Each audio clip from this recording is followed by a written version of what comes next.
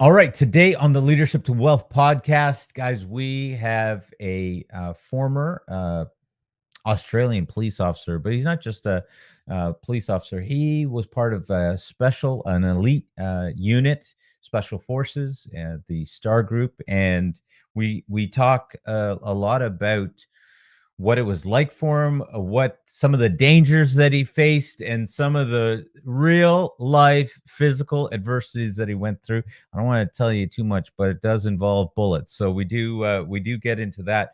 And something that really interesting that he shares is, how do you consciously slow down time? And so if you want to get an idea of how to consciously slow down time, Derrick McManus, our guest today, shares about that and how to be prepared for the things that are going to come up in your life, because every 18 months something major is going to happen. So our guest today, Derrick McManus.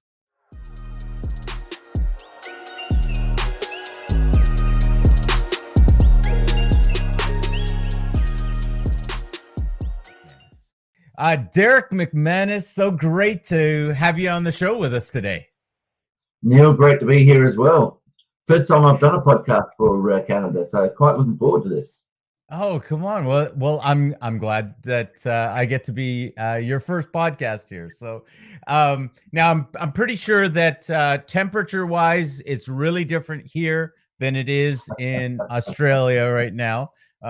It's minus, I'm not sure what. I think it's minus 16 degrees Celsius over here, and in Australia, it's Well, we are 35 degrees Celsius around at the moment. So yes. So but we're wearing it's slightly we're wearing different. winter. Yeah, we're wearing winter coats, and you guys are wearing Speedos. Absolutely. I'm glad you said Speedos. That's a very nice description. Okay, well, there's a number of things that I want to get into because you have definitely got a very thrilling story to tell, and so I just want to jump into one piece of that for the listeners who are like, well, okay, hang on, give us a little bit more background. We'll get to the background, but I want to start off with, what is it like? We'll get into what it's like to be shot at, but before, to be shot. But let's start off with something a little lighter, shall we? What's it like to be shot at? Okay, being shot at. Believe it or not, being shot at is just about as traumatic as being shot. Obviously, my background is policing. I've been an Australian police officer for 42 years. I was in the police Star Group, which is Special Task and Rescue. I was a sniper. I was a tactical diver, and I was trained by what we call the SAS, is equivalent to your Navy SEALs, in counter-terrorism. And when you are being shot at, you are feeling all the fear that, my God, the next one is going to be in me. So it is that still that trauma, and the long-lasting effects of that trauma can be quite a massive effect on people. So I've been shot at as well as actually shot. As well as being shot. Why in the world would Australia need these type of special forces? Don't people just come down there to party and have a good time? Well, I wish. I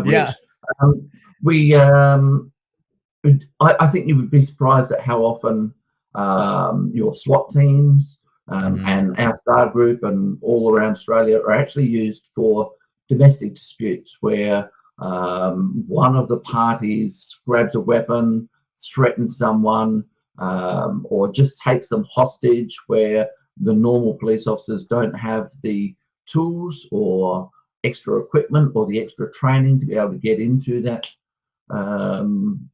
stronghold. We have armed defenders who go and rob banks, and therefore we need to take action in relation to that as well. So, there's quite a number of times where we're required just for domestic situations. But then you have those people who are just out and out nasty people. Yeah. Well, and you've obviously seen your fair share because you've obviously been shot at and shot, which we'll get into a little bit. If you guys are listening, Derrick has, as we said, a very colored past, being a elite forces, special forces in Australia with the Australian police. And we're definitely going to get more into that. And I'm to some degree, I'm sure that's even a little shocking to people to the point that they can't relate to you, because you've been through so much that most people can't even understand that, which I also want to ask more about. But Yeah, good, good. before we go down that road, s- I've I've I've shot handguns, I've fired some rifles, and this thing of being shot at when shooting a firearm, I got to be honest, that in and of itself is intimidating enough, especially with the sound. The movies try to make it sound and try to make it like pew pew pew, things are, going around, but the just the sound alone from a firearm is, I understand why you need to train out the reaction to flinch or every Yeah, time. And yeah. so I can't imagine when you're being shot at, knowing the damage that a firearm can do. I can't imagine what must have to go on inside your mind to get to a point where you can turn it off and still be able to react. Can you say something about what it takes to train your mind to be at that level? Yeah, absolutely. It's not a natural thing. When I first started Mhm. training with firearms in the police department, it was the first time I'd fired a pistol. I'd fired small caliber rifles beforehand, but when I started using pistols and we were lined up, there was about 5 or 6 of us lined up and all shooting. As soon as the other people started shooting, it's like, oh my gosh, just as you were describing. Um, but for me, I believe it comes down to my passion to overcome that so that I could achieve an objective was greater than the fear it caused. Now, the fear is always there, but the fear changes from fear to respect for the danger. So it's the fear is always there, but it when it changes to respect, you can go, okay, I know it's going to be there, I know it's possible, but I've been trained, I've got this skill, I've got that skill, I've got these pieces of equipment to help protect me, I've got other people around me to support me. And when we go into Star Group, have you ever done paintball with friends? Have been out and played? Okay. So you know how much paintball hurts. If you get shot in the wrong place. Well, our training, we use high tech, high speed paintball, and when you get shot and hit with that, it really, really hurts. And so our training is fairly realistic. We know that if we make a mistake, somebody's going to put a bullet down range and it's going to hurt. And we learn to train the flinching of ourselves out of that and overcome that pain as well. Even though we get hit, we will still return fire. So it does come down to just a lot of training, and then just Wow. a passion that if I'm able to overcome this and defeat the offender, whoever the offender is, the outcome is going to be sensational. But there's always got to be that respect. Okay, I'm going in. Is this safer or too dangerous? So Hmm. you've got to be able to, in the midst of battle, you've got to be able to make that decision. Is it safe? Is it dangerous? And be able to back away as well. Because there's nothing wrong with going, no, this is too dangerous. I need to back away. Even though we're trying to go in, go in, go in, you've got to be able to still have the cognition to say this is too dangerous and be able to back away as well. Interesting. Yeah, I share my story with people, because I used to be in a street gang when I was younger, and Yeah. I know what it is to lose blood. I know what it is to almost die, and your story is quite compelling. And if you have not heard Derek's story, you really need to, just look them up online. Actually, Derrick, where are some great places that people can look you up and get to know more about you? So certainly my website, derrickmcmanus.com, just make sure you get that spelling right. But if you just YouTube Derrick McManus shot 14 times, there's a number of videos up there. And as much as this story is a very dramatic story, and it's a story that includes a lot of pain, I'm also able to have a look at the light-hearted side of things that happen as well. And when we are trained really, really well to deal with the challenges that we can realistically expect to encounter, and this is where I am able to relate my story to absolutely anybody. So I talk to 10-year-old kids, I talk to hairdressers, I talk to doctors, I talk to the finance industry, and then I talk to the military as well, right up through to our Top Gun fighter pilots. And I can relate to every one of them, because I described that I prepared myself for what I could realistically expect in my life. I became a police officer, I became a sniper, I became a diver, I trained in counterterrorism. I could anticipate that I may be shot and injured, and I may be shot and killed. And that was reality for me.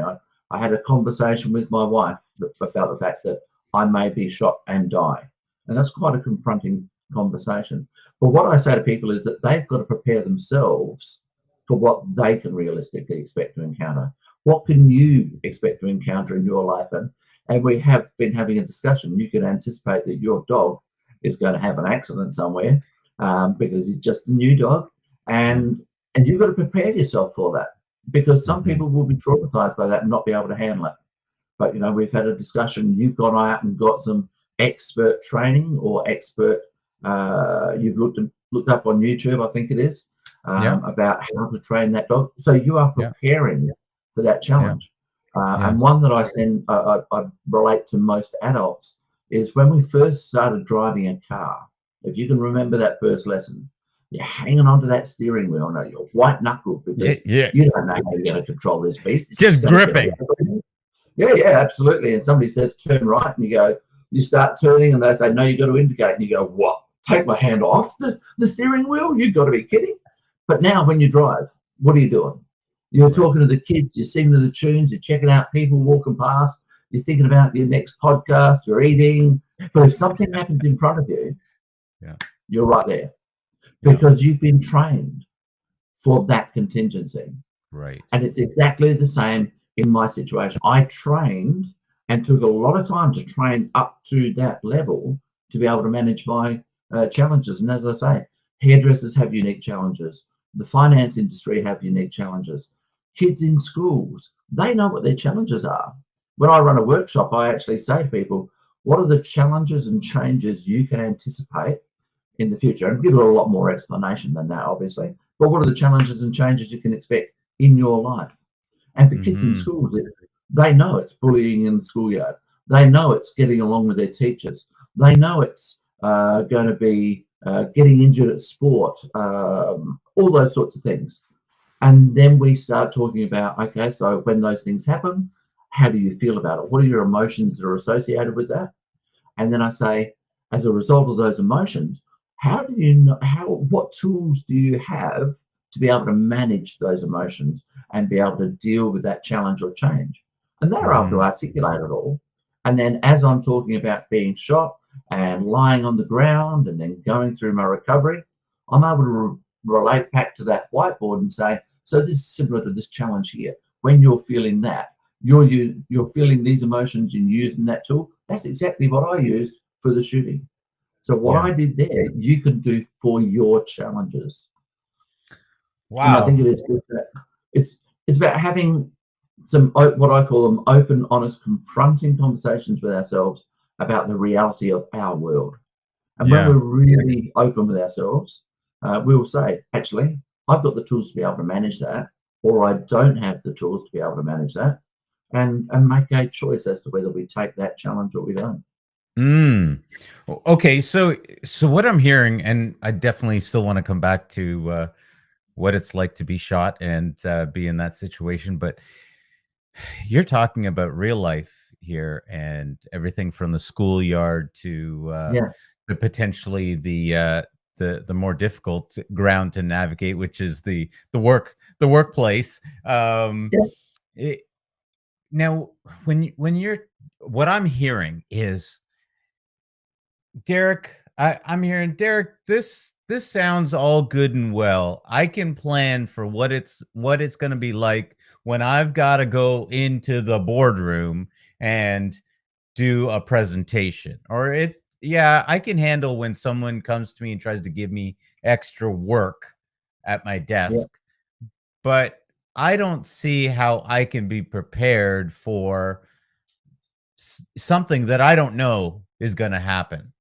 How do I prepare for something that I don't realize? You were preparing for Derrick, you were preparing for people to shoot at you. You knew that that was going to happen. How do I know what Yep. that's going to look like in my life? All right. So I was preparing for the fact that I may be shot. Yeah. I've never been shot before. I don't know exactly what it felt like to be shot. Well, you do And so now. I do now. I do now. Yeah. And it's not one that I want to do again. Yeah. Yes. I But get I didn't that. know what it was like. I didn't know what it was like beforehand. But because I dealt with the reality that this was a real possibility, I started doing the research. How have other people dealt with it? What was their experiences? Who dealt with it well? Who dealt with it badly? And I did that research to find out. Then I looked at my past. How have I handled similar situations? Big injuries like twisting ankles, or and I've never broken a bone prior to this, but injuries through sports and Mhm. collisions and all those sorts of things. How have I dealt with those injuries? What happened, particularly, what happened in my mind? What happened to me emotionally? Because when our emotions start overtaking our thought process, then our ability to make rational decisions goes out the window. Okay, and we've got to Yes. be able to accept that. Our emotions and our rational thinking generally sit on an even plane. And when they're on an even plane, we're calm, we're relaxed, everything's going well, we can debate, we can consider, we can get creative. But as soon as our emotions start going high, and our rational thinking starts going low, and this is fight and flight, this is panic, because our emotions are so high that it's taken over control of different parts of our brain, and I go into descriptions of how we control and manage that brain. But when the emotions are high, the rational thinking is low.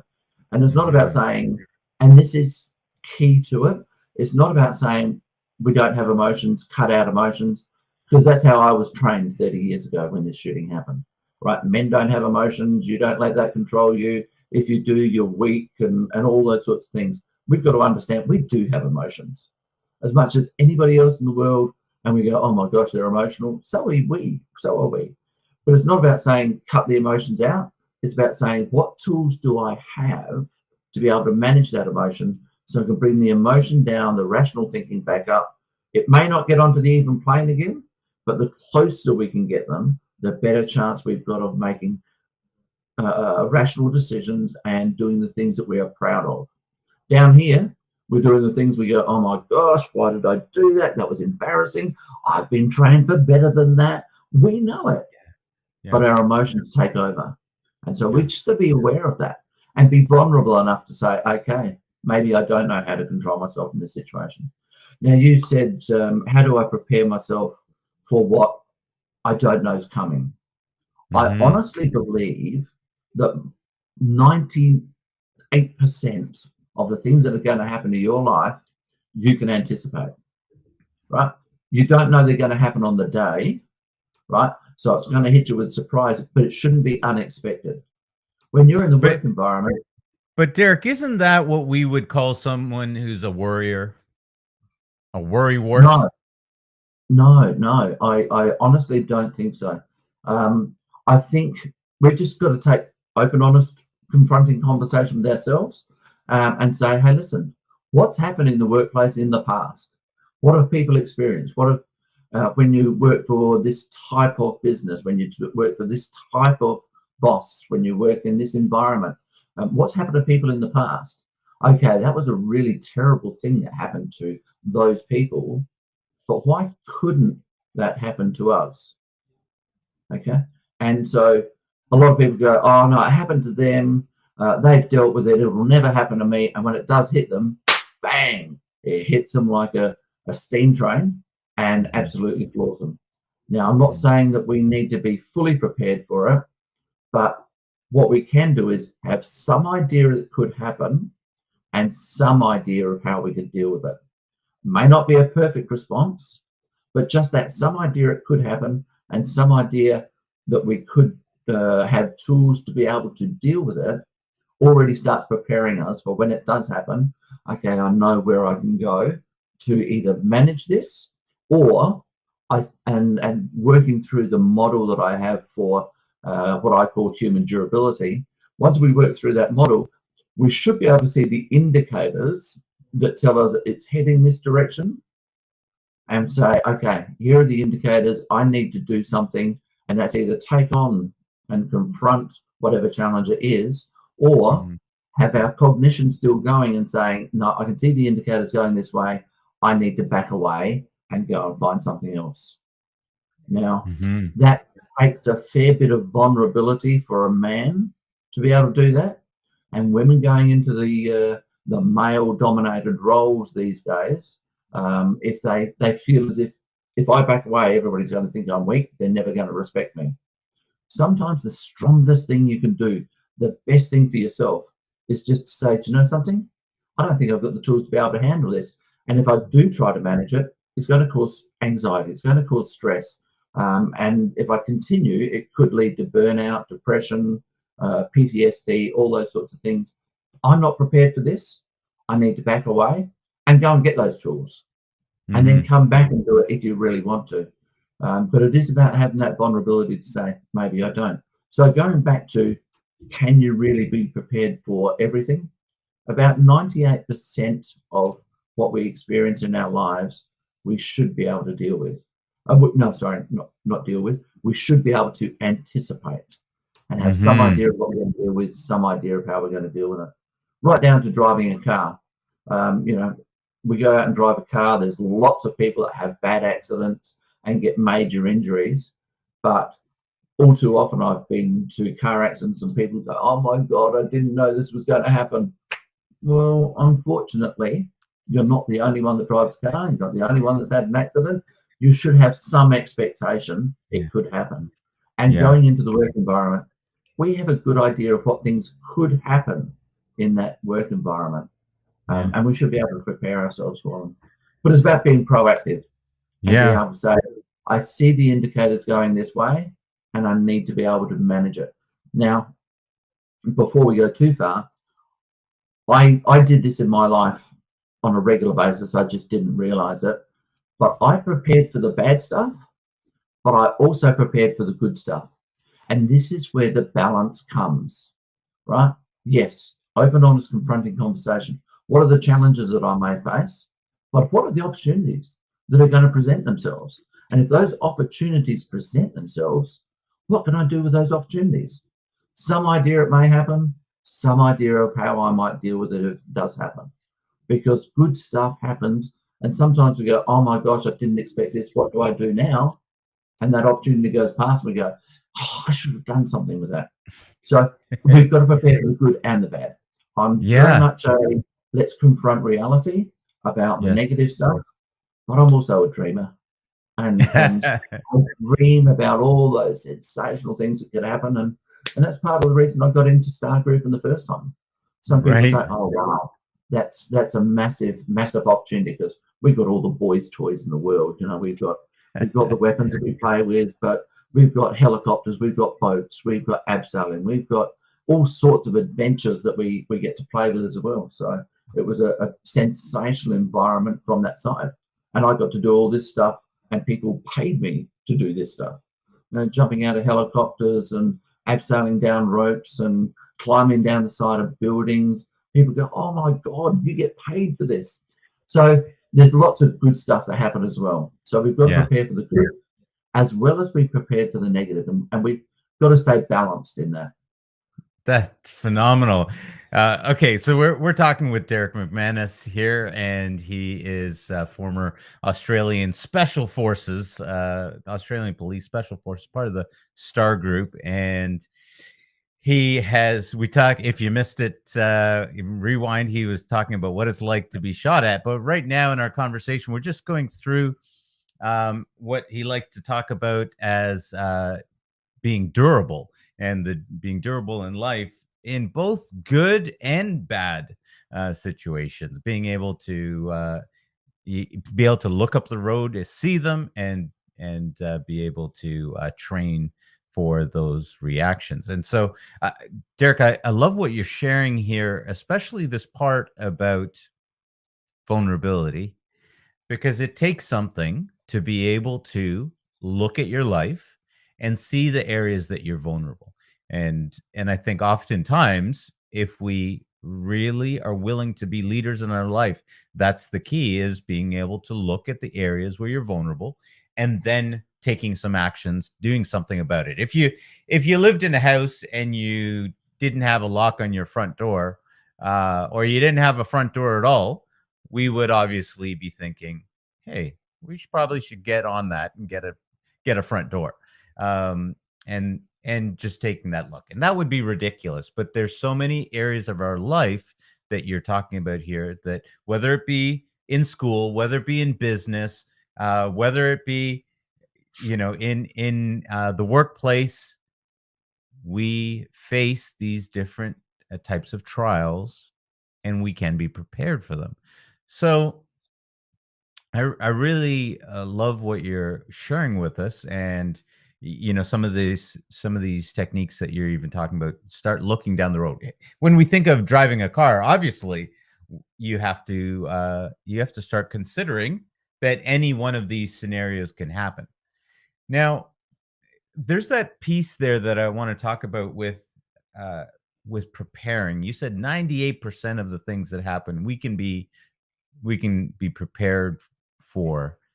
How do we uh when you're looking at your life, when you're looking at your workplace or business, how do you not do, what do they call it, paralysis of analysis? Yeah, you yeah. you spend so much time there looking for the things that can go wrong, looking at your vulnerabilities, that you don't actually do the things that you need to do. How do you navigate that so that that doesn't become your world? Um, yeah, absolutely. There are people who just get overwhelmed by the negatives that could possibly be around them. And sometimes I think they're just in the wrong environment. They're not in an environment that they are passionate about. Because if you're Okay. working in, yeah, if you're Yeah. working in an area that you love working in, you'll see all the good stuff. But if you're doing something that you don't enjoy, that you're being forced to do, and don't get me wrong, there are people that have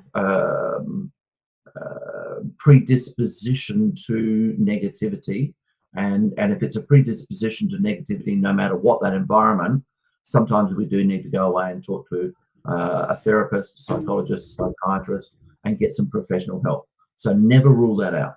Okay, if it becomes this massive thing, go away and get the advice from a professional. There's probably something more to it than just um, what I'm going to be talking about today. Um, but if we are passionate about the environment, I mean, if somebody came into Star Group and they didn't like guns, but they forced themselves to be there because, well, I'm going to get paid for this and they're going to get paid well, but I'm really, really scared. They're in the wrong job, right? And they are always going to be vulnerable to anxiety, stress, burnout, PTSD from the experiences, because they are just going to be overwhelmed by the fear factor. But if you're in a job that you love doing, such as me in Star Group, absolutely loved it. People say to me, "How can you do that?" Oh, let me tell you how I can do that. That's a sensational job. It has some real risks to it. But when we Right. prepare well for what those risks could be, and we have those open, honest, confronting conversations about the reality. And one of those realities for me was I may be shot and injured, I may be shot and killed, right? And I had that conversation with my wife 5 years before I was shot. When I first joined Star Group, I sat down with her and I said, hey, listen, going into Star Group, I'm going to become a sniper, a diver, I'll train in counter-terrorism. There's a real chance I may be shot and injured, I may be shot and killed. And the question I asked her was, if I die, what's your life going to look like? Now, this was confronting for her because she had thought, yes, it's real, he may get shot, but didn't ever want to talk about it because it was just too big a thing. Yeah, I know that could happen, but it happens to other people. It doesn't happen to us. And that's a bit of living in denial. So when I had this conversation about if I die, what's going to happen to you? Now, we had 2 children already, so it was, will you go on and get married again and have someone help you look after the children? Do you stay single? All those sorts of conversations again. And it wasn't about me having this conversation saying, this is what I want you to do. It's about having that open, honest, confronting conversation and say, I support whatever you choose to do. Because if we didn't discuss this, she may go through life and go, oh, if I get married again, is that what Derrick would want? If I stay single, is that what Derrick? No, we've had the discussion. There's clarity around it. And she can go forward confidently knowing that I give her support in whatever decision she made. Wow. Now, these conversations don't have to be purely overwhelming conversation. We can be a little bit lighthearted in these and just break the tension, because I did throw her a third option. So she could go on and get married, she could stay single, or she could just build a little shrine in the corner and worship to me every day. Now, apparently that one wasn't a popular option. But it did just break that tension of, oh my gosh, this is a big conversation. Because when we relax in the midst of trauma, our mind relaxes, our body relaxes, and we can actually start thinking broader and see opportunities or possibilities that other people don't. But it's not about just being able to crack jokes all the time. It's about being able to say, I can break the tension of the moment and then have tools in place to be able to manage whatever that challenge is. There are too many people who work in the front line of emergency services or nursing or doctors who have said, I can crack jokes, I can laugh at trauma, I can, and they laugh and they laugh and they laugh, and then they fall over with depression or stress or PTSD or whatever it is, because they don't have the tools to put in place to be able to manage it. And I believe that that's what I'm talking about, is how do we proactively manage that trauma? Don't just wait until it happens and then say, I'll work out how to be resilient. Let's be proactive. Let's put the tools in place. Let's make the decision. I know what those challenges might be, and I've either got the tools to be able to manage it or I don't. And if you don't have them, be vulnerable enough to say, hey, listen, I need some assistance. I need some advice. I need to back away and make a choice not to do this. Yeah. And so find an area of life where we love working. Yeah. Well, it's interesting that you're saying this. And one of the things I'm hearing is, I'm actually thinking of my spouse, who is a nurse, and one of the things, she's worked in different units, and being in those different units, I've seen where she has been more than happy to deal with the adversity, and versus being in another unit where she was not passionate for that unit, and she would come home and she'd be grumpy, and I'd tell the kids, all right, give mom some time. Give her a little bit of time. She'll come back. And because she would actually need to try to process it and deal with all of those emotions and the things that she was dealing with through the day of being at work. So, and what I'm also hearing is,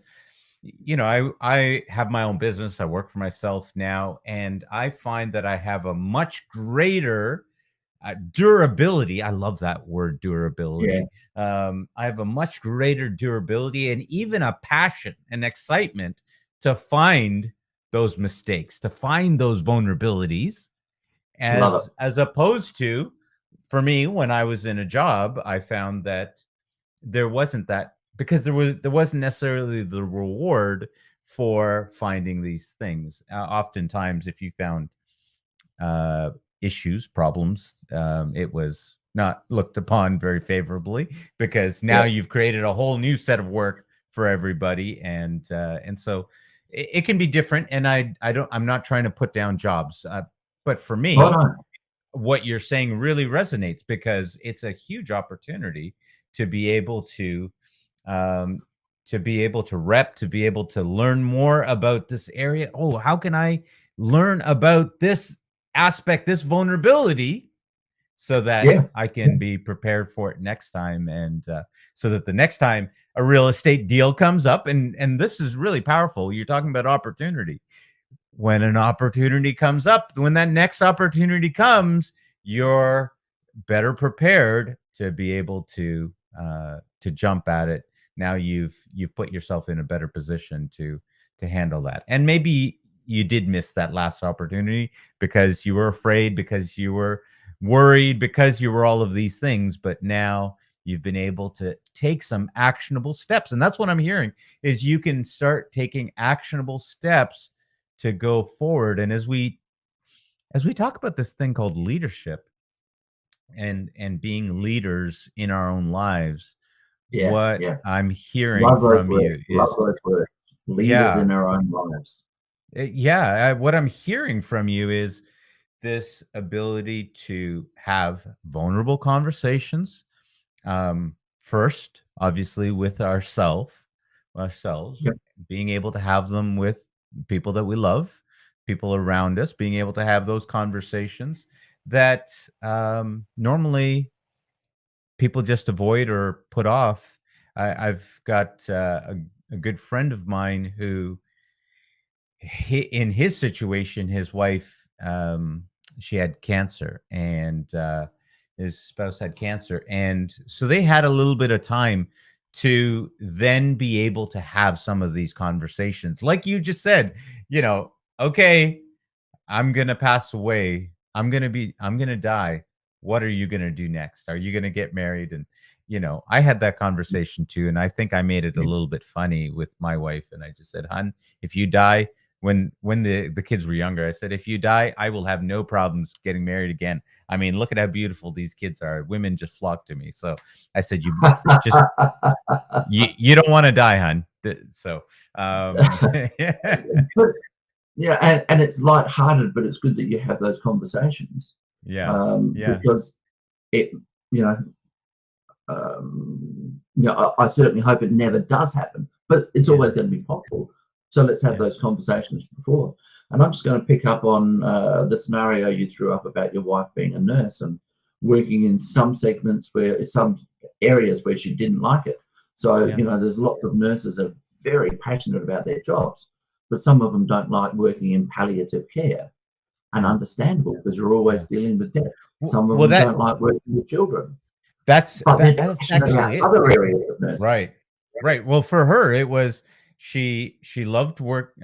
She was working in the cancer unit with kids. She loved that Yeah, job. She's worked palliative, and she loved it for the most part.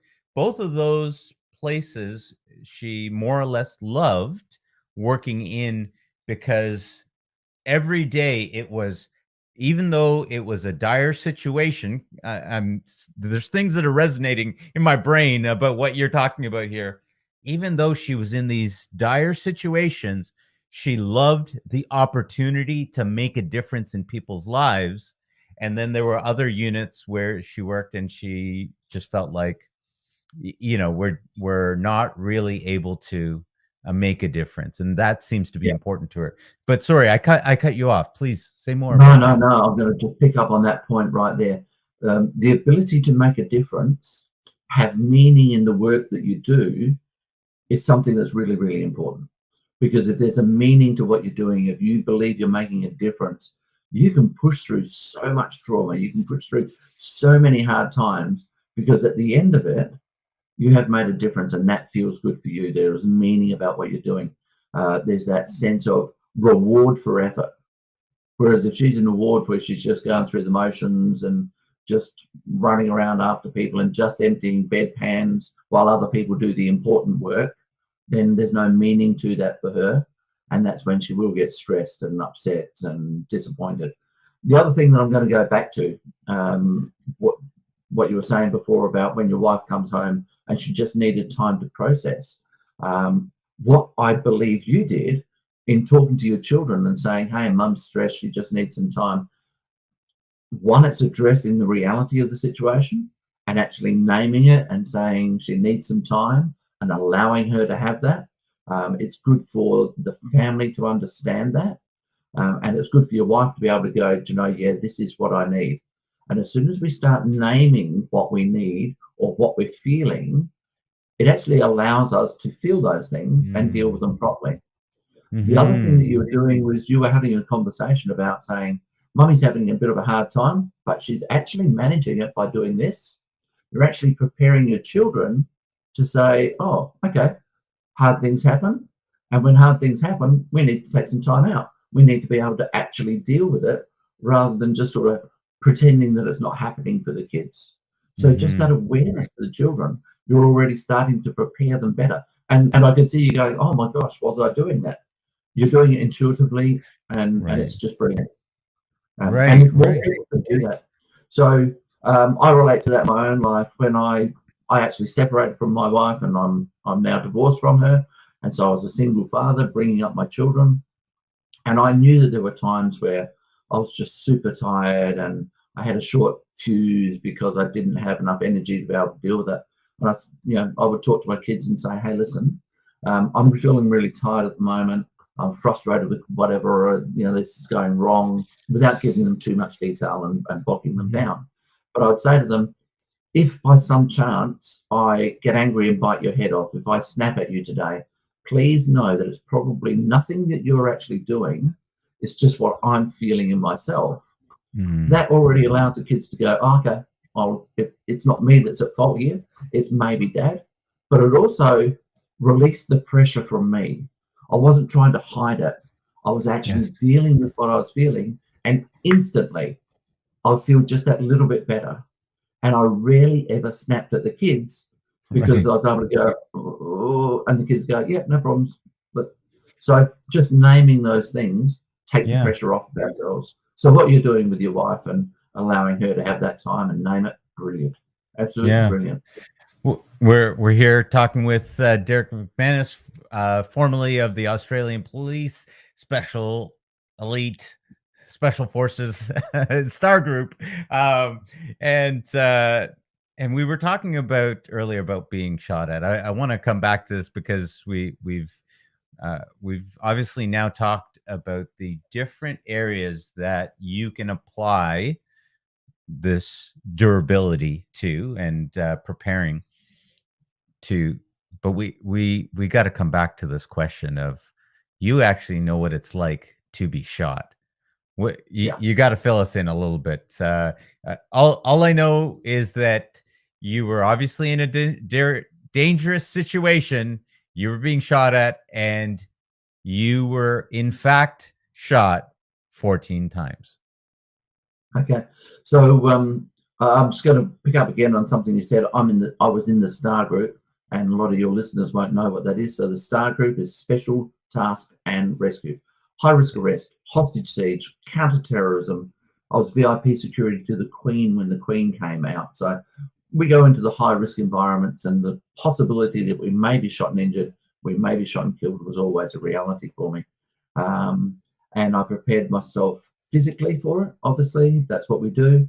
I prepared myself mentally for it, as in, what are the processes? What are the practices that I need to put in place if I get shot? I need to slow down the heart rate. I need to slow down the bleeding. I need to be able to manage the injuries themselves. But I also prepared myself emotionally.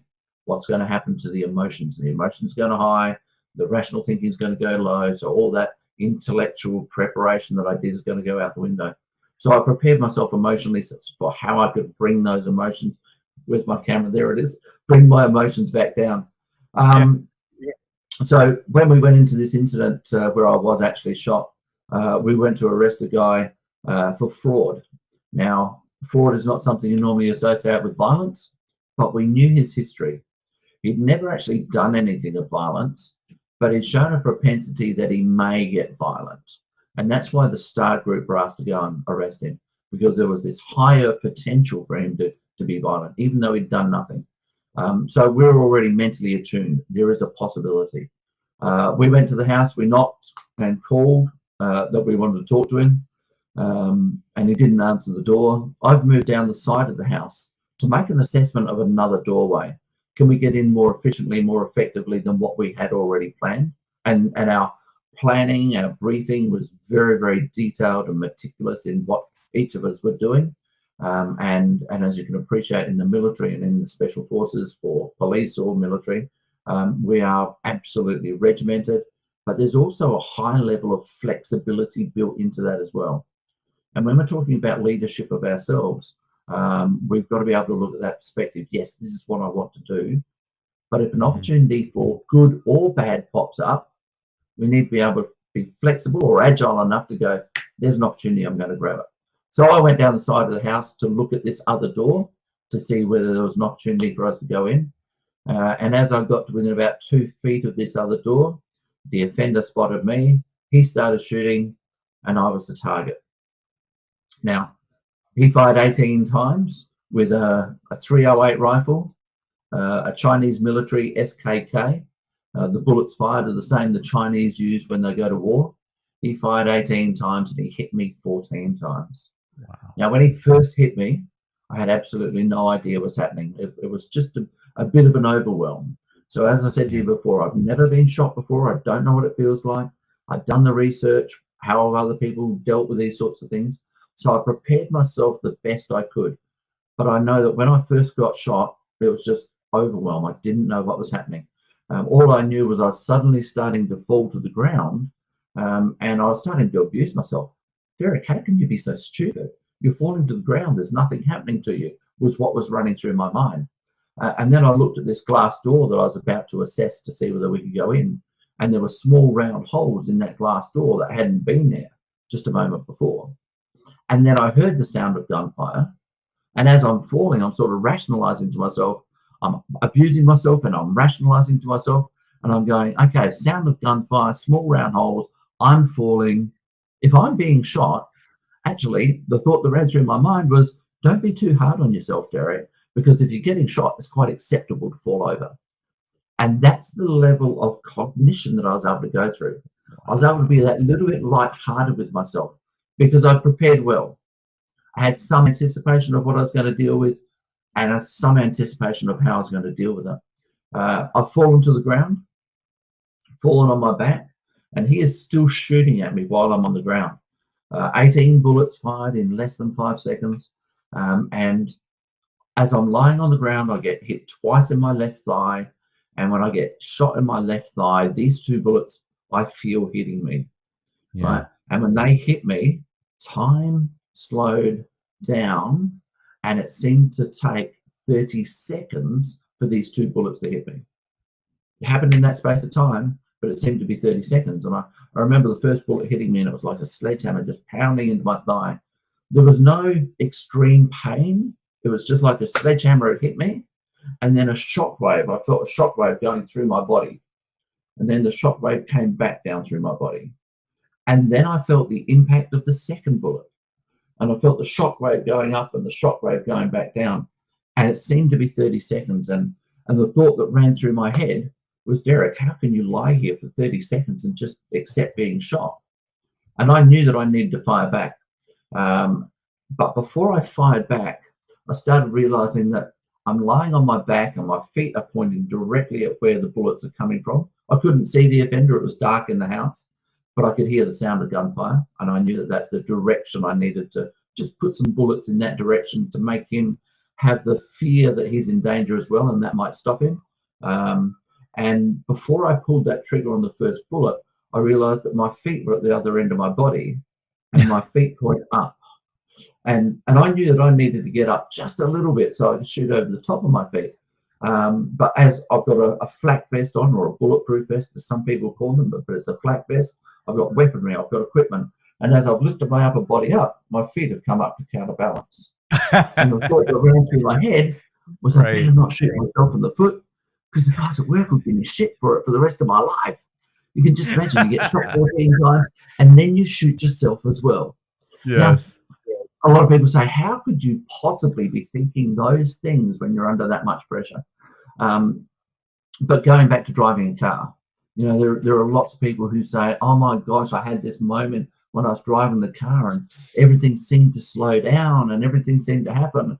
And I was able to do this and I was able to do that, but I was able to watch this going through the air and it seemed really funny. And when we are prepared well, and this is more your Formula One car drivers, the NASCAR drivers, when they have accidents, they will talk to you about all the funny things that happen in the midst of this car turning over and over and over, you know, because they are well prepared.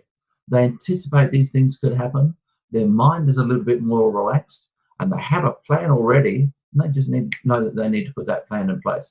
And that's where I was as well. I knew what I needed to do. I had been trained well for that situation. Now, as you spoke about at the very beginning of this, not everybody's trained to this level, right? And if somebody like you or some other member of the public, and we certainly hope it never happens, but if somebody did get shot, they probably wouldn't be able to respond the way I did. But you don't expect those things to happen in your life, okay? So we've got to anticipate what might happen in my life and how can I better prepare for it. And the system that I use to prepare for the possibility of being shot is the same system that works for kids in schools, hairdressers, doctors, fighter pilots in the RAAF, you know, the Top Gun fighter pilots in the Air Force.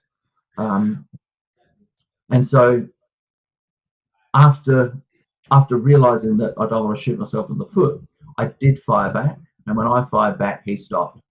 I then rolled out of the way of the direct gunfire, and I managed to get myself around the corner. I got up and walked despite some massive injuries to my legs and my stomach and my arms.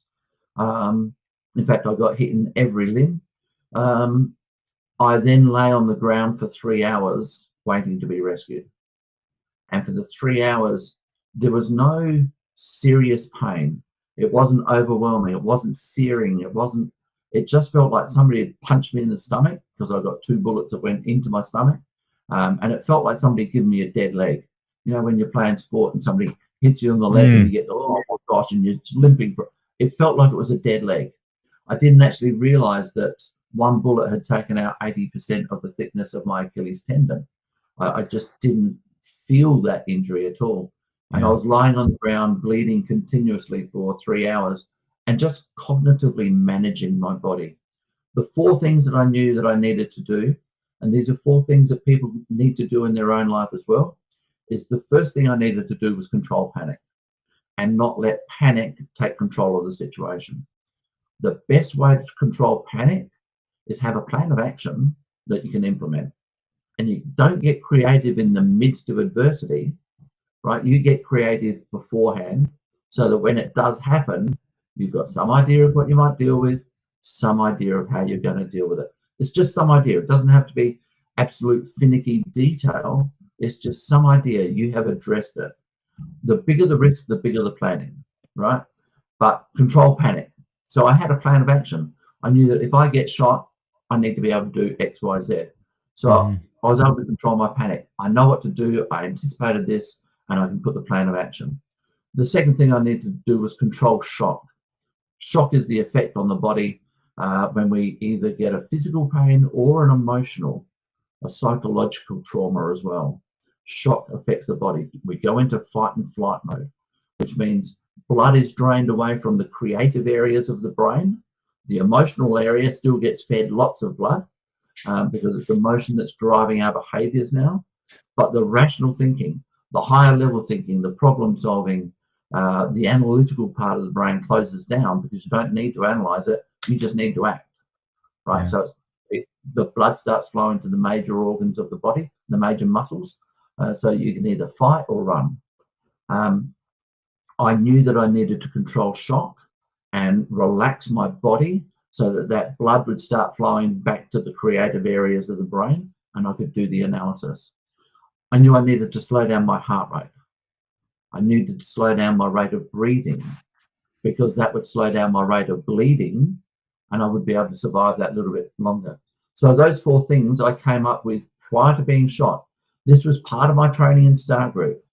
But even though we were trained in Star Group to be able to deal with high-risk situations, very few people had actually thought, if I get shot, what do I need to do for myself? And what do I need to do for my emotion? Because the one thing that I thought of that really distinguished my response from other people's is I said, what's going to happen in my mind? What's going to happen in my mind? How am I going to be able to manage my mind in this situation?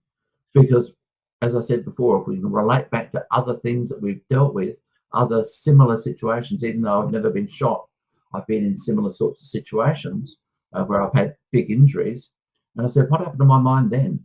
And how did I control it? And what could I do better? And I used all that information and brought it into some idea of what I could do if I did get shot. And I was very, very fortunate that it worked out very well. I had a severed artery in my left forearm, and I had a severed artery in my right wrist. Now, the piece in the artery in the right wrist was severed by a piece of shrapnel, a small piece of bullet that had broken off and just flew into my wrist and severed that artery. That stayed in there and it blocked the artery, so that didn't bleed. The artery in my left forearm was completely severed, but for some reason, it just closed off at the end by itself. It was, and it went into fibrillations. Doctors don't know why it does this, but normally if you've got a severed artery, you're dead within minutes. But I was lying there for 3 hours. 2 bullets in my stomach, 2 bullets in my leg. A bullet went through my right Achilles tendon, in behind my right knee, across the back of my left calf. So I had some massive injuries, and I was lying there for 3 hours, and I'd lost so much blood. When the first doctor got to me, he said he didn't know whether I was dead or alive. And I had this conversation with him probably about 4 to 6 months after the shooting. I just went in and said, thank you for what he did for me. And he told me that, when he first saw me, there was no movement, there was no sound, there was no breathing, there was no color left in my body because I'd lost so much blood. And he said, Derrick, when I first saw you, I saw these things and I thought you were dead. And I thought to myself, should I even bother having a look? I said, pardon? But he said, as I was looking at you, you took this last gasping breath, and it was this, as he described it, was this type last gasping breath, and there was a flicker of my eyelid. And he said, when I saw this, he thought, I may as well at least take a look. And I got, oh, thanks very much. But what he didn't tell me, and what I worked out later, was that at the time he was making this assessment, should I look, shouldn't I look? Yeah, I may as well at least take a look. He was standing in direct line of fire. Bullets from that shooter were whizzing around his ears. And when we talk about leadership, personal leadership, this man was committed to the job that he'd been asked to do. He was also a risk manager. He knew when to make a decision to stay and when to make a decision to go. But he committed to doing the job that he'd been asked to do. His team of ambulance officers, paramedics, they were committed to that job as well, and they followed their leader. They trusted their leader. But he put his life on the line. One of my mates from Star Group came up to him while he was treating me and said, Bill, and we knew him well because we worked with him quite a bit, Bill, don't worry about the shooter. I've got a flak vest on. I'm going to stand between you and the shooter. And if the bullets come this way, I've got a flak vest on, so I'm going to be all right, and so will you. Now, as we're having this discussion, it doesn't always have to be tense. It can sometimes be lighthearted. Bill Griggs, he actually said to me, Derrick, when this police officer came up to me and said, he's going to stand between me, he's got a flak vest on, he's going to be all right. He said, I looked at his flak vest and I looked him up and down to see what else he was wearing. And I had a really good look at him. And then I had a look at your flak vest, which is full of holes, but I didn't actually say anything at that time. But that's the environment that I was working in. That's one of the reasons that I had confidence enough to go into those situations, because I knew there were guys like him who were going to back me up and support me and be prepared to do what they needed to do to make sure that I was going to be as safe as possible. One of the things that I do with people is I talk about team building, and there's lots of things we go through, but the aim is to get yourself into an environment where you're prepared for your own challenges. And this may be in an office environment where we're just dealing with customers across the counter, or we're trying to make sales, and you've got to be in a situation where you know that if you take a leap at the front end and you try something different, or you take a risk in the job that you're prepared to do and it goes wrong, you've got a team behind you that are 100% committed to supporting you in whatever your job may be, whether it's in the office environment, whether it's on the football field, whether it's on the basketball court, whether you are in emergency services or you're a hairdresser, whatever it might be. If something goes wrong, you've got a support team behind you that are 100% committed to looking after you. And this doesn't come from management saying everybody has to support everybody else. This comes from what you do as a leader of your own life and the commitment you show as an example to everybody else. Because they will follow leaders, people who are confident, people who make decisions, people who take action. They'll go, oh my gosh, that's the sort of person I want to be. I'm going to follow this person and try to emulate what they're doing. So if we can lead ourselves and do those things, other people will do it as well. Wow. Wow. Well, if I can be vulnerable here, I was really moved as you were sharing the story of, the medic, the doctor, and your other teammate, and them standing for you in that moment. And I wrote this down from what you were saying because I really heard something in what you were sharing. I wrote down that you said he was committed to executing on his mission. And it wasn't just a matter of him doing, okay, this is my job. There was something that he was about. And there was something that for all of you that you were about. And I think there is something to be said about knowing what you're about or who you are, so that in those moments you're not just you're not just looking at it as, I'm just here, I'm getting a paycheck or whatever, right? It's like you were saying about your wife. There's meaning for her in the jobs that she was loving doing.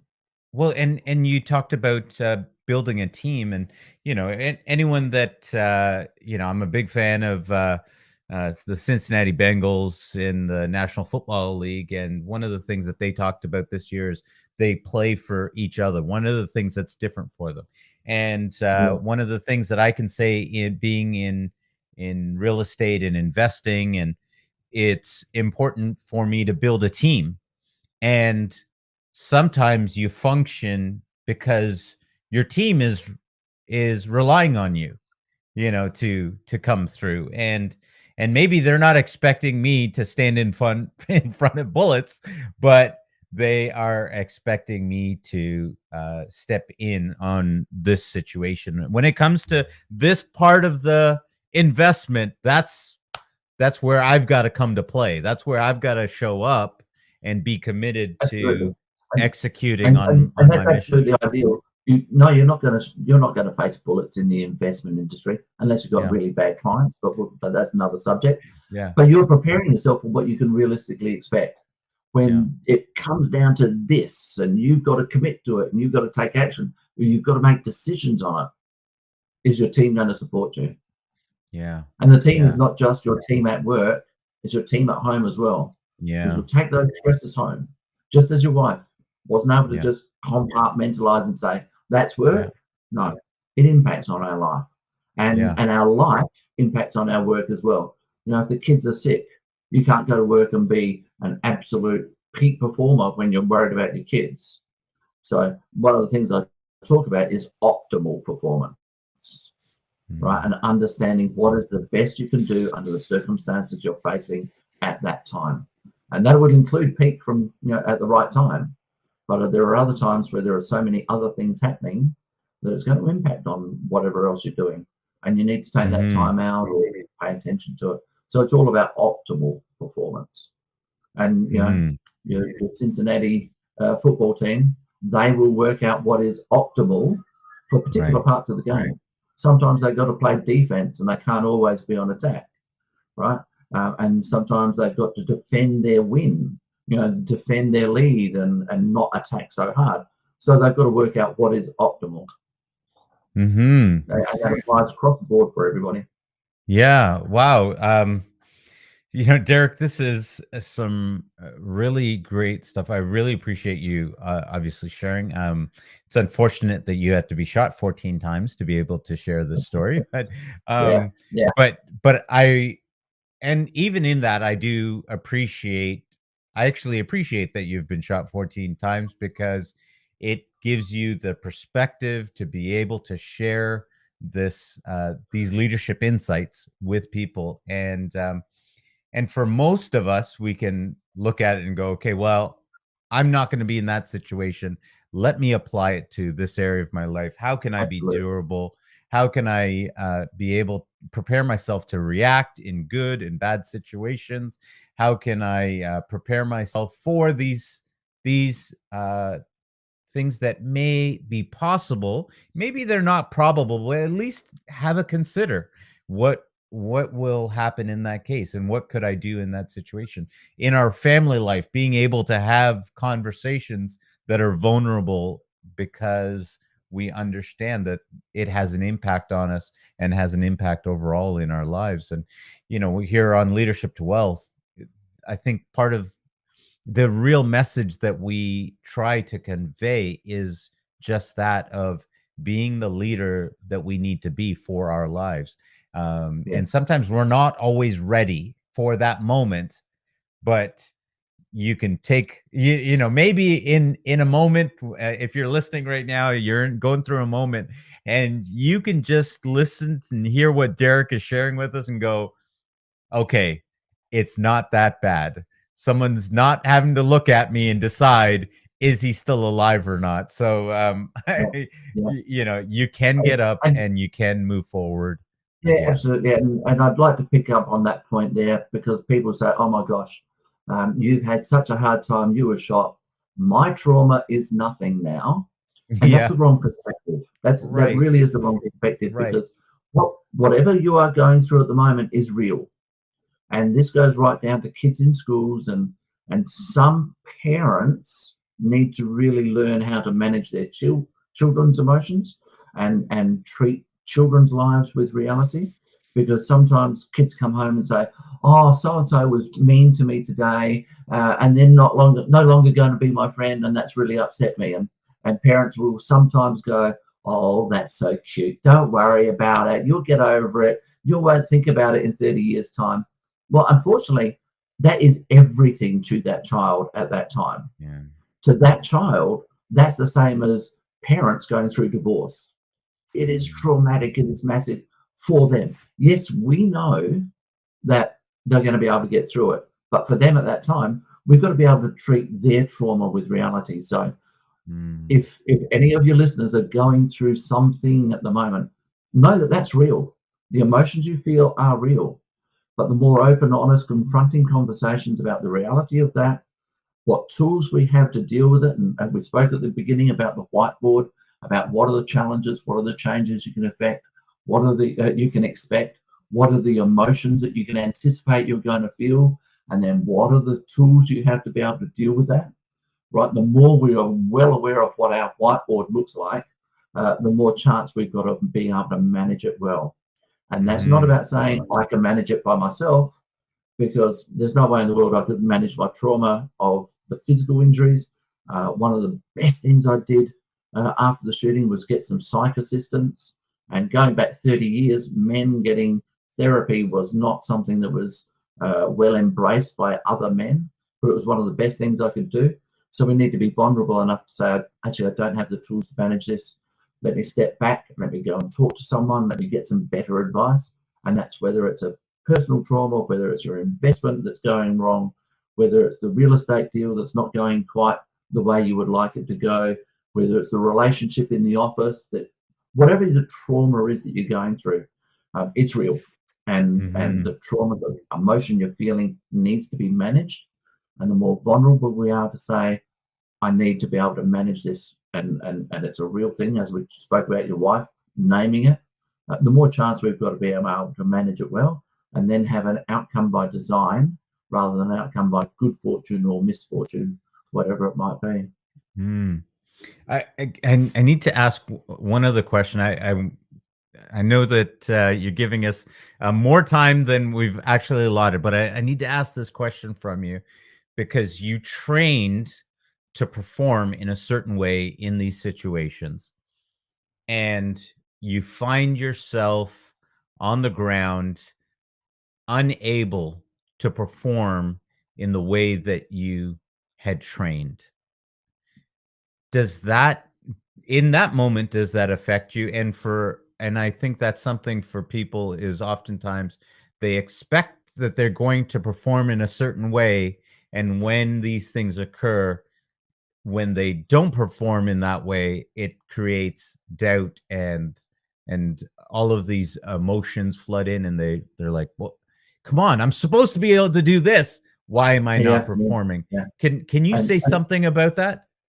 yeah, absolutely. So this comes down to our own expectations of ourselves, but it also Yes. comes down to societal expectations of, you're a man, you should be able to deal with this. You're a woman, you should be able to deal with this. You're an investment agent, you should be able to deal with this. So societal expectations, we try to live up to those.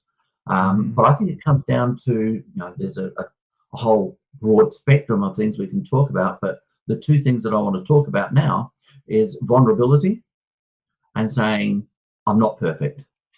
I yes. make mistakes. In the And when moment doing that. absolutely, Yeah. absolutely. Mhm. But we're not perfect. We do make mistakes. Mistakes happen to everybody. It's not just us. And so when we make a mistake, we're not the only one that's done it. And as I said before, 98% of the things that we could happen to us, we should be able to expect. Everybody else has made mistakes, but we're really harsh on ourselves when we make a mistake. We don't allow ourselves to make a mistake. We're understanding if our partner makes a mistake. We're understanding if our teammate makes a mistake. We can understand that, but we're hard on ourselves. So we need to be vulnerable enough to say, I need to make, I'm allowed to make a mistake. We don't want to, but I'm allowed to. The second one is the open, honest, confronting conversations with ourselves about the fact that I may make a mistake. And that open conversation, if I do make a mistake, what's the best way to manage it forward from there? So we need to take responsibility for four things as I see it. We've got to take responsibility for the choices we make, the actions we take, the consequences of those actions, and the fourth one that very few people ever address is take responsibility now for what life might be like afterwards if it does happen. So for my situation in being shot, as I said to you, I spoke to my wife and said, I may be shot and injured, I may be shot and killed. If I die, what's your life going to look like? And we spoke about it. But one of the other conversations we had is, if I get shot and I don't die, I may spend the rest of my life in a wheelchair. And I needed her to know that I already had a perspective in myself that if I get shot and I spend the rest of my life in a wheelchair, anything better than death is bonus, so long as I'm able to interact with my children. So this is not something that I made a decision at the time, and it wasn't something that I decided afterwards, okay, I will be able to deal with this. It was a decision I made at the time I was making the choice to go into Star Group. It was a decision I made before I took the action. And the more proactive we are about those things, the better we're going to be able to manage those actions afterwards. And that Mhm. applies to football field, that applies to the tradies doing their electricians or plumbers or whatever they might be. Take responsibility for the choice, take responsibility for the action, take responsibility for the consequence, and then take responsibility for the future after that, before you take the action. The more we're Yes. prepared, some idea of what might happen, some idea of how we might handle it, the more chance we've got to have having that outcome by design. Well, you're really encouraging me here with this because I'm just realizing that I actually did all 4 steps when it came to, getting a dog, And and I'm glad I that is a did. really beautiful example, because Yeah. people go, oh, this is only for the big things. No, it's for every part of life. So yeah, it's a Yeah. beautiful example. Yeah. Well, with that last part that you said, literally, I thought, oh, that's interesting. Probably the it's probably the most important part of what I'm going through is taking that responsibility for what this life is like now. Because so here's something interesting that I'll share with you and share with you guys that are listening is that everybody wanted a dog. My kids have been on me for 10 years. They want a dog. My wife said, we got to get a dog. And then 3 days after we get the dog, we're sitting at the table 4 days later. And my wife says, I just to be open, I actually don't want a dog. I was like, wait, what? You don't want a dog? She's like, yeah, but I wanted one for the kids. I was like, okay, well, I'm glad that I took responsibility for that choice of getting a dog and whatever it's going to be, however it is. And people might not like it. People may not like the dog. They may not take care of it. Yeah. They may not, do the poop and scoop and all of these things. That's okay because I made the decision. That was my choice, and I'll live with that choice. And so when she dropped that on me, I was like, wow. And now as you're sharing it, I'm like, oh man, I'm glad I did the fourth step because Yeah, love it. that And allowed.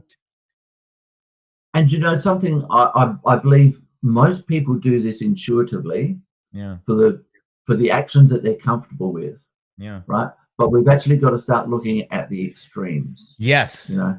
Yes, to be And able to apply it to our regular life. You go through those yeah, four absolutely. steps And when we do look that. at the extremes, it's sometimes that, oh my gosh, that's so scary, I don't want to deal with it. But when we Mhm. actually deal with those extremes, I say there are two levels of comfort that come out of it. The first level of comfort is, oh my gosh, that's an extreme. I don't know whether I'll be able to manage it, but let me really analyze this. And I go through the model that I use to do the analysis. Okay, do I have the tools? Do I have the resources? Do I have the support? Do I have the finance? Whatever it is, Mhm. actually, even though it's really scary, I've got the resources to be able to manage this. Even if the worst happens, we'll be able to deal with it. Now, when you get to that level of comfort, you go, ow, this is not as scary as I thought. You Right. go forward confidently, you go forward courageously. You make different decisions, really proactive stuff, because you're no longer tentative about, oh, I don't know how this is going to go. Let's go cautiously. No, we can go forward Yeah. bravely, courageously. And so that's Yeah. a really good level of comfort. I've got the resources. Now, the other side may happen where you go, I don't have the finances, I don't have the resources, I don't have the support team. But then I believe you can comfortably step back and go, no, I'm not going to do this. And when Mhm. somebody says, why aren't you going to do this? Are you chicken? Are you scared? And you don't just go, no, it doesn't feel right. I'm not really sure. You're actually able to articulate, I'm not doing it for this reason. I'm not doing it for that reason. And people will see you being confident, courageous, clear about what you are or you aren't doing, and they will have a different respect for your leadership. This person can actually Mhm. do the analysis. They are really making informed decisions. But this is when we address those extremes and we actually have the conversation about them, and Wow. we get that clarity in Yeah. our own mind. Two levels of comfort. Wow. Yep, I can do it. Let's go forward. Or no, I'm not going to do it, and I'm able to articulate the reasons why. Wow. Wow. Okay, Derek, I think you just taught your I don't know if you taught the whole class, but you taught a good chunk of material today, and I really thank you for that. What's next for you? What are you up Well, to this year? so I'm actually planning to come to North America this year. Oh, that's I've fantastic. Yeah, I'm making connections in North America, and people want me to come out there. So I'm starting to have a very serious look at where the COVID situation is at the moment, and I'm very Mhm. comfortable that I'll be able to travel because I've done the analysis. What are the challenges? What might I anticipate? And it's about me saying that's a safe place for me to go. That's maybe not so safe to go, and making conscious decisions. But I'm looking forward to getting over to America. I've been over there 4 times already, and spoken mostly around the West Coast, Yeah. but I'm looking to get across to America and travel throughout the whole lot. And I would love to get up to Canada. Love. So if you've got some Love it. clients up there that you think might be interested, yeah, would love it. Love it. Well, guys, if you'd like to book Derrick McManus as a speaker, and you'd like to hear about if you think people would be impacted by hearing about how he's been shot 14 times, I'm sure he loves telling the story because he's alive to tell the story. So, where can they find you again, Derrick? Your website? My website, derrickmcmanus.com, and I have a YouTube channel as well. And you know, on my YouTube channel, there's actually a 10-minute video where I'm doing a networking event. And in this 10 minutes, I have people cracking up laughing at the fact that I got shot 14 times. But when we get right down into it, it's those leadership lessons behind it that are the most important. And when we can have a laugh at ourselves and relax in the moment, leadership actually becomes a lot easier. Wow. Wow. Love it. Ladies and gentlemen, I hope you guys really enjoyed hearing from Derrick, because Derrick, I had a great time. Thank you so much for coming on the show today. Neil, it's been an absolute pleasure. Thank you for the invitation.